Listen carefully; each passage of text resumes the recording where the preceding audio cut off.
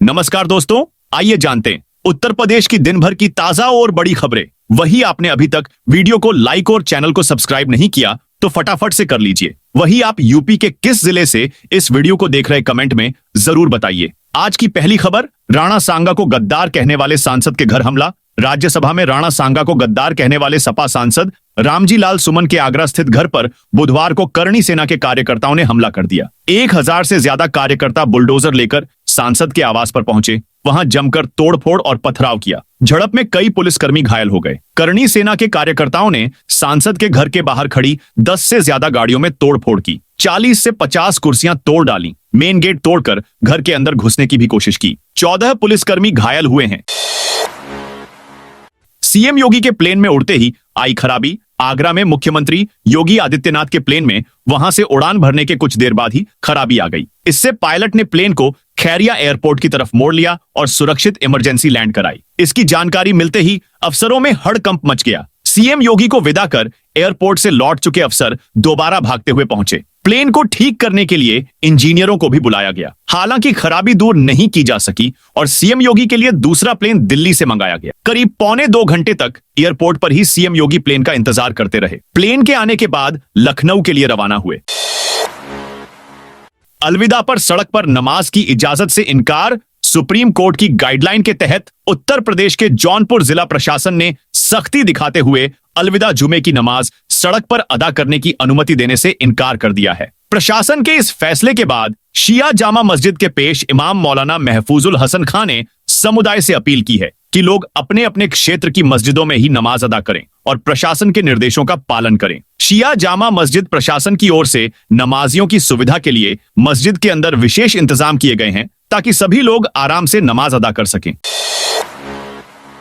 ईद को लेकर संभल सीईओ अनुज चौधरी का बड़ा ऐलान। बुधवार को कोतवाली थाने में पीस कमेटी की मीटिंग के दौरान उन्होंने कहा कि यदि आप ईद की सेवियां खिलाना चाहते हैं तो होली की गुजिया भी खानी पड़ेगी। हालांकि इस दौरान सर्किल ऑफिसर अपनी पुराने बयान पर बचाव करते भी नजर आए। उन्होंने कहा कि अगर मेरी बात गलत थी तो कोर्ट जाते और मुझे सजा करवाते। संभल सीईओ अनुज चौधरी ने ईद और रामनवमी को लेकर हुई पीस कमेटी की बैठक में कहा, अगर मैं इतना गलत था तो हाई कोर्ट और सुप्रीम कोर्ट में मुझे क्यों नहीं चैलेंज किया, मुझे सजा करवाते। मैंने कुछ गलत नहीं कहा, मैंने दोनों धर्मों के लिए बराबर बोली। हमेशा यही उद्देश्य रहता है कि हम जहां रहते हैं वहां शांति भंग न हो। हर आदमी को अपना अधिकार है। अगर आप ईद की सेवियां खिलाना चाहते हो तो आपको भी गुजिया खानी पड़ेगी।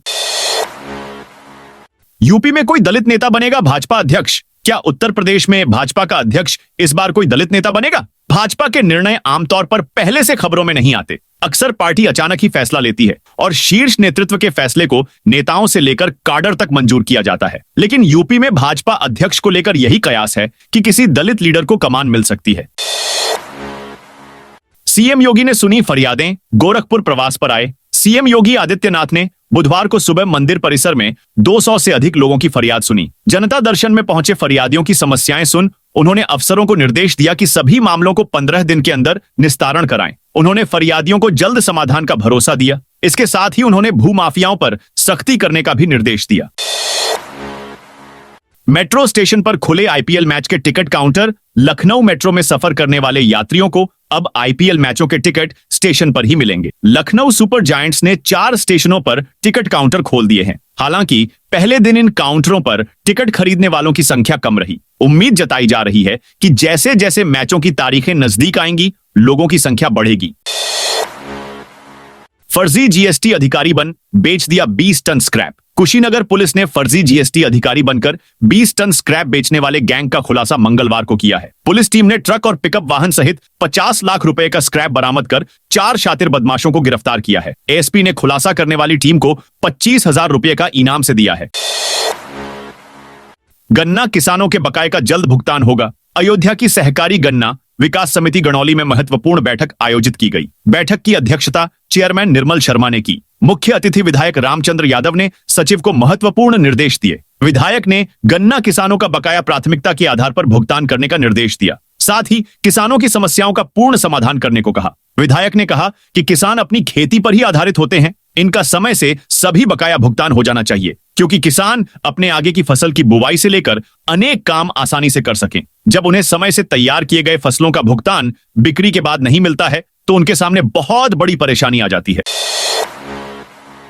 योगी पर बनने वाली फिल्म का फर्स्ट लुक इसी साल रिलीज होगी। उत्तर प्रदेश के मुख्यमंत्री योगी आदित्यनाथ पर बनने वाली फिल्म अजेय द अनटोल्ड स्टोरी ऑफ ए योगी का पहला लुक बुधवार को सामने आ गया है। यह एक बायोपिक है। बड़े पर्दे की यह फिल्म सम्राट सिनेमैटिक्स के बैनर तले बन रही है। वीडियो में योगी आदित्यनाथ की बदलती जिंदगी की एक झलक है, जो उनके आध्यात्मिक और राजनीतिक मार्ग को आकार देने वाले फैसलों को दर्शाती है। इस फिल्म में योगी आदित्यनाथ के शुरुआती साल, नाथपंथी योगी बनने का उनका फैसला और उत्तर प्रदेश के सामाजिक राजनीतिक परिदृश्य को बदलने वाले नेता के रूप में उनका विकास दिखाया जाएगा।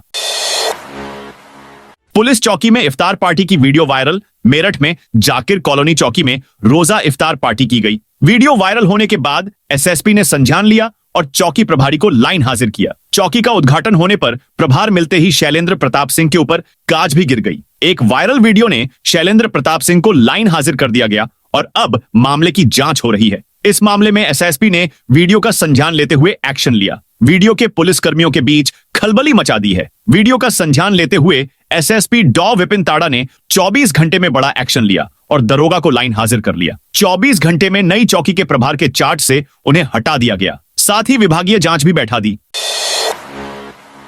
यूपी में नोएडा से सहारनपुर तक शराब के ठेकों पर लगी है लंबी लाइनें। इन दिनों यूपी में शराब पर सेल चल रही है। सेल भी ऐसी वैसी नहीं, बल्कि एक के साथ एक बोतल फ्री। यही कारण है कि इन दिनों से यूपी में नोएडा से लेकर सहारनपुर तक शराब की दुकानों में भीड़ लगी हुई है। शराब के शौकीन जमकर खरीदारी कर रहे हैं। सोशल मीडिया पर तो ऐसे फोटो भी सामने आ रहे हैं जिनमें लोग पेटी पेटी की खरीद रहे हैं। शराब की बोतल एक के साथ एक फ्री का ऑफर अब 31 मार्च तक चलने की उम्मीद है। उम्मीद इसलिए कह रहे हैं कि यह योजना सरकार या आबकारी विभाग की ओर से नहीं है, बल्कि खुद ठेकेदारों की ओर से यह स्कीम चलाई जा रही है। दरअसल मार्च में ठेका लाइसेंस समाप्त हो जाएगा और नए ठेकेदारों को मौका मिलेगा। ऐसे में जिन ठेकेदारों पर स्टॉक रह जाएगा, उनका वह स्टॉक आबकारी विभाग जब्त कर लेगा। यही कारण है कि ठेकेदार अपना स्टॉक खत्म करने की कोशिश कर रहे हैं। इसलिए उन्होंने एक के साथ एक फ्री वाली स्कीम चला रखी है। सीएम योगी आदित्यनाथ ने कहा है कि संभल में मौजूद सभी मंदिरों को पुनर्जीवित किया जाएगा। उन्होंने कहा कि अधिकारियों ने अब तक शहर में 54 से अधिक तीर्थ स्थलों की पहचान की है और शेष को खोजने के प्रयास जारी हैं। एनआई के एक पॉडकास्ट में सीएम योगी ने विभिन्न मुद्दों पर खुलकर बात की। संभल का जिक्र आने पर उन्होंने इस बात पर जोर दिया कि सनातन हिंदू धर्म के महत्वपूर्ण स्थल भारत की विरासत के प्रतीक हैं। संभल में ऐसे 68 स्थल हैं जिनमें से 54 का पता चल चुका है। अन्य भी ढूंढे जाएंगे। हर मंदिर के कपाट खुलेंगे। एसबीआई के एटीएम से निकली 500 की नकली नोट में बड़ा खुलासा। शाहजहांपुर में एसबीआई एटीएम से नकली नोट निकलने का मामला सामने आया था। शनिवार को कलान थाना क्षेत्र में मुरादाबाद फर्रुखाबाद स्टेट हाईवे पर स्थित एटीएम से ग्राहकों को 500 की 8 नकली नोट मिले थे। शिकायत मिलने के बाद पुलिस ने एटीएम को तुरंत बंद करवा दिया। बैंक अधिकारियों ने एटीएम के सीसीटीवी फुटेज की जांच की। फुटेज में एक निजी कंपनी के कर्मचारी एटीएम में नोट भरते दिखाई दिए। जांच में पता चला कि टाउन हॉल शाखा से कर्मचारियों को सील बंद नोट के पैकेट दिए गए थे। सीसीटीवी में कर्मचारी बंडल खोलकर क्रेट में नोट भरते दिखे। एक अन्य कर्मचारी बाहर से 2 और बंडल लाता नजर आया।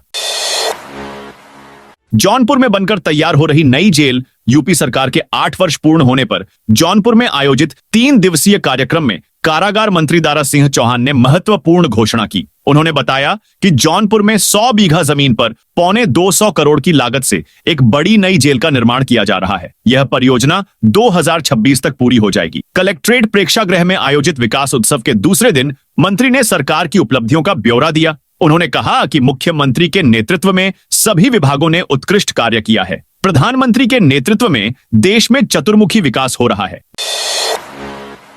यूपी में हर दिन बन रही 11 किलोमीटर सड़क। नागरिकों को सुगम यातायात व्यवस्था उपलब्ध कराने के लिए उत्तर प्रदेश में प्रतिदिन 11 किलोमीटर सड़कों का निर्माण व 9 किलोमीटर सड़कों को चौड़ा किया जा रहा है। वर्ष 2017 से लेकर अभी तक 8 वर्षों में 32,074 किलोमीटर ग्रामीण मार्गों का नवनिर्माण किया गया है, जबकि 25,000 किलोमीटर सड़कों का चौड़ीकरण व सुदृढ़ीकरण किया गया है। मुख्यमंत्री योगी आदित्यनाथ की सरकार ने 8 वर्षों में ग्रामीण क्षेत्रों की शहरी क्षेत्रों के साथ बेहतर कनेक्टिविटी बनाने के लिए हर वर्ष औसतन 4,076 किलोमीटर नई सड़कों का निर्माण कराया है। साथ ही ग्रामीण क्षेत्रों के 3,184 किलोमीटर मार्गों का चौड़ीकरण व सुदृढ़ीकरण किया गया है। इससे ग्रामीण क्षेत्रों तक यातायात सुगम हुआ और आर्थिक गतिविधियों को बढ़ावा मिला है।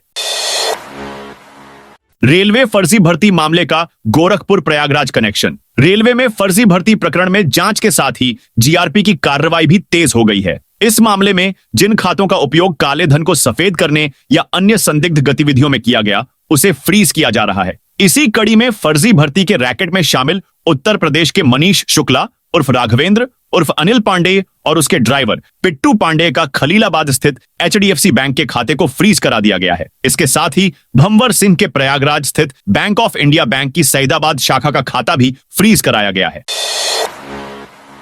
संभल में घर की छतों पर नमाज नहीं होगी। संभल में घर की छतों और सड़कों पर नमाज पढ़ने पर रोक लगा दी गई है। बुधवार को सदर कोतवाली में हुई पीस कमेटी की बैठक में ESP श्रीश चंद्र ने यह निर्देश दिया। उन्होंने कहा कि मस्जिद एवं ईदगाह के अंदर ही नमाज अदा की जाएगी। ESP ने कहा, नियम के अनुसार ही सभी पर्व मनाए जाएंगे, कहीं भी कोई अशांति नहीं होगी। सुरक्षा व्यवस्था के लिए पर्याप्त पुलिस बल भी लगाया जाएगा।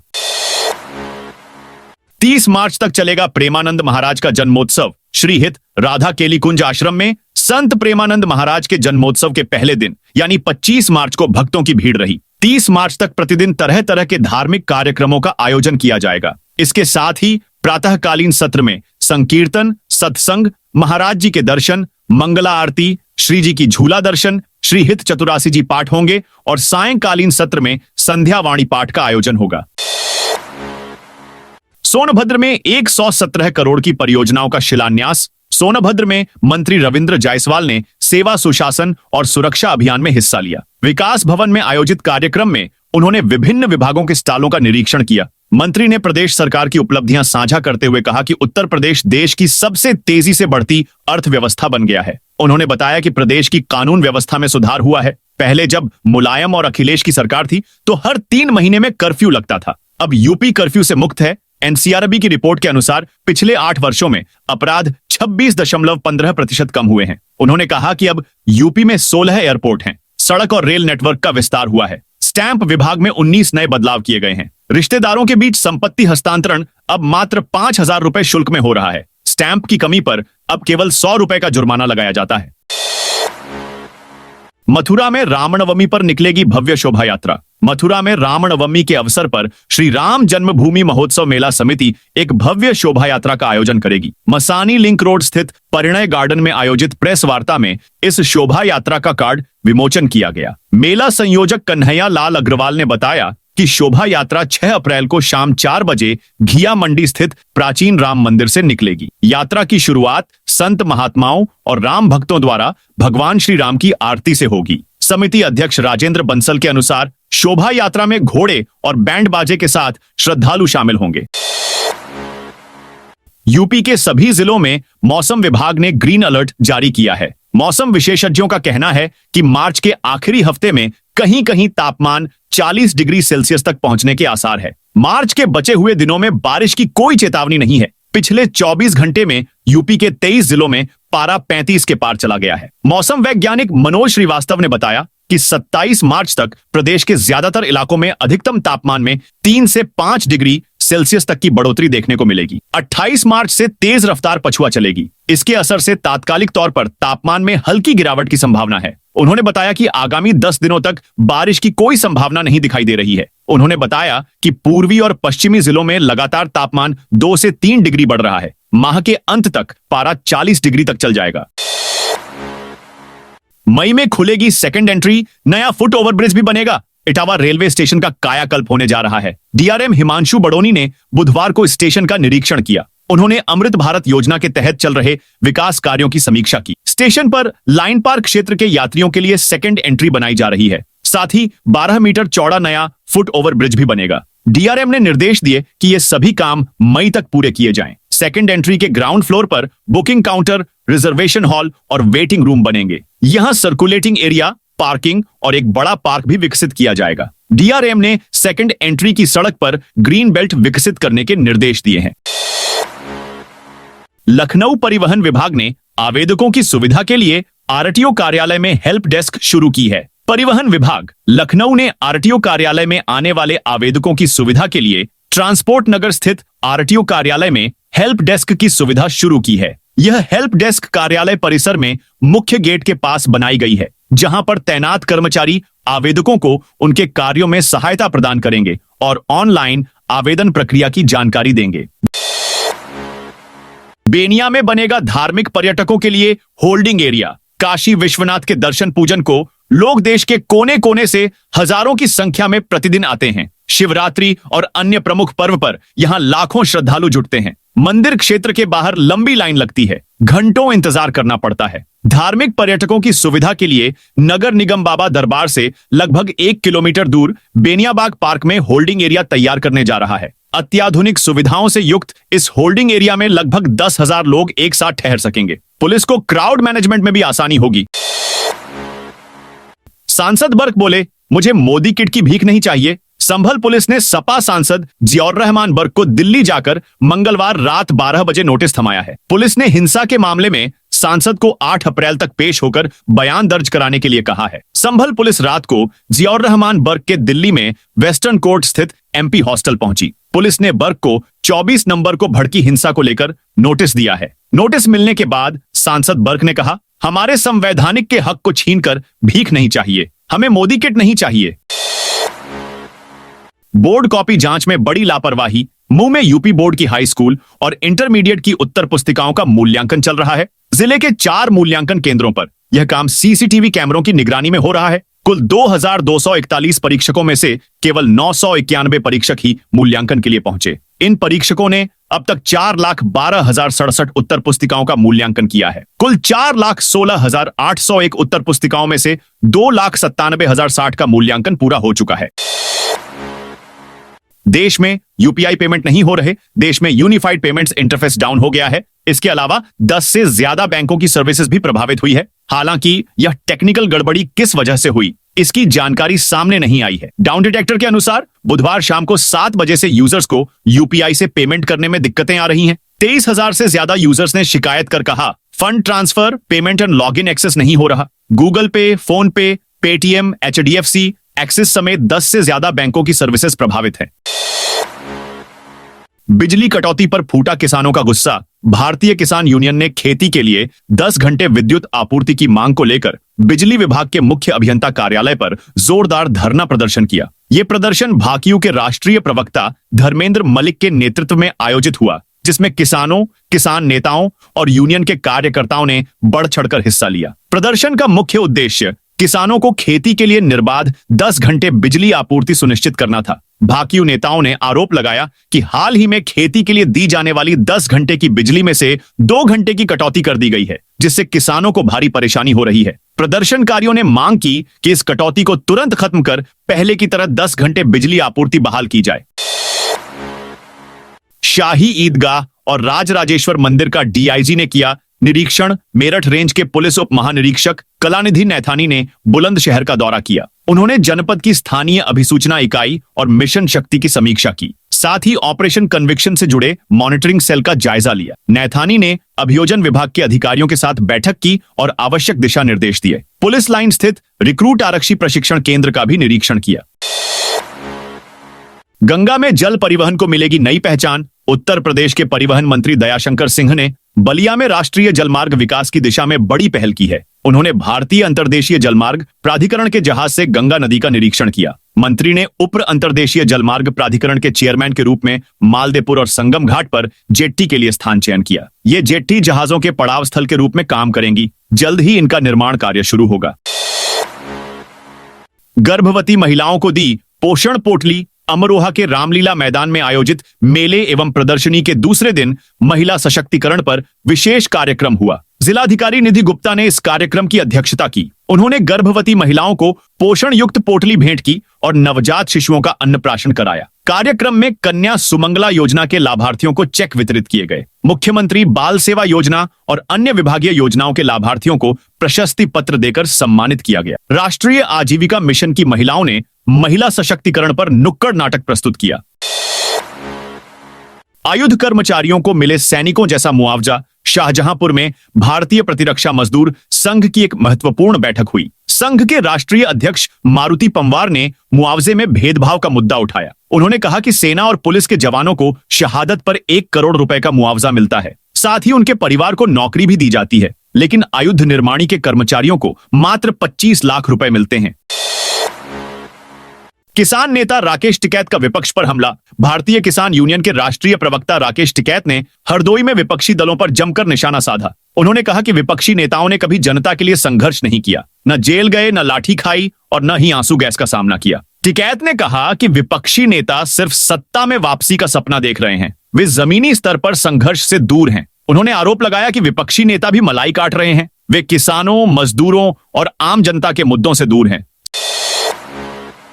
सीएम आवास पर अचानक घुसे एनएसजी कमांडो, मुख्यमंत्री योगी आदित्यनाथ के आवास पर बुधवार सुबह अचानक एनएसजी कमांडो दौड़ते हुए उनके घर में घुसे। चारों तरफ भारी भीड़ का रही। भीड़ के बीच सनसनाती हुई एम्बुलेंस आई और रुक गई। ये सब सीएम योगी आदित्यनाथ की सुरक्षा जांचने के लिए कमांडो की टीम ने उनके आवास पर मॉक ड्रिल की। यह मॉक ड्रिल 5 कालिदास मार्ग, लखनऊ स्थित घर पर की गई। इसमें सुरक्षा कर्मी, ड्राइवर और एनएसजी के कमांडो शामिल रहे। साथ ही स्थानीय पुलिस भी मौके पर मौजूद रही। इसी बीच एम्बुलेंस और फायर डिपार्टमेंट को भी बुलाया गया। 11:49 पर एम्बुलेंस रवाना हुई। महज 1 मिनट में 11:50 पर सिविल अस्पताल पहुंच गई।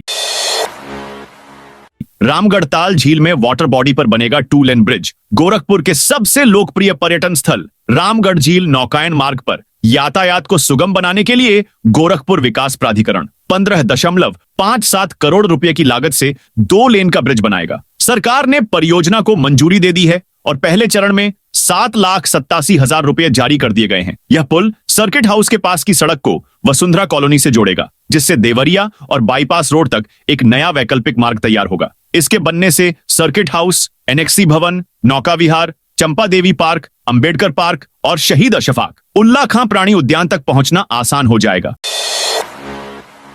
लखनऊ में क्रिकेटर ऋषभ पंत पूरन के अवैध पोस्टर। लखनऊ में लखनऊ सुपर जायंट्स ने अवैध रूप से कटआउट लगा दिए। हजरतगंज चौराहे पर star cricketer Rishabh Pant, Mitchell Marsh, Nicholas Pooran और रवि बिश्नोई सहित अन्य खिलाड़ियों की बड़ी बड़ी होर्डिंग लगा दी गई है। इसे देखकर नगर निगम अधिकारी तनाव में आ गए। चेक करवाया तो पता चला कि फ्रेंचाइजी ने नगर निगम से कटआउट और ब्रांडिंग के लिए कोई परमिशन ही नहीं ली है। इसकी खबर दैनिक भास्कर ने सबसे पहले ब्रेक कर दी। खबर की सूचना मिलते ही नगर निगम और एलएसजी फ्रेंचाइजी के लोग होर्डिंग्स को हटाने पहुंच गए।